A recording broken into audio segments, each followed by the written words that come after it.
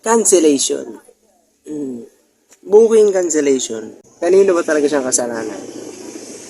Kadalasan ng mga booking cancellation or cancellation of booking,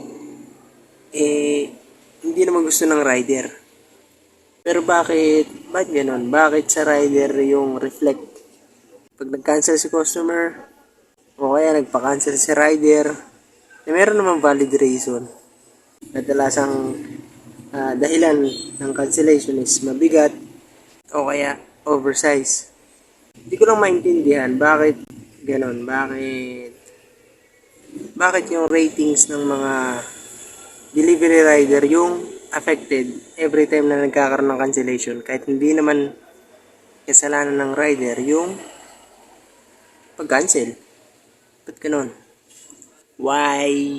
Ingat sa mga bumibiyahe ngayon mga paps. Sana makarami.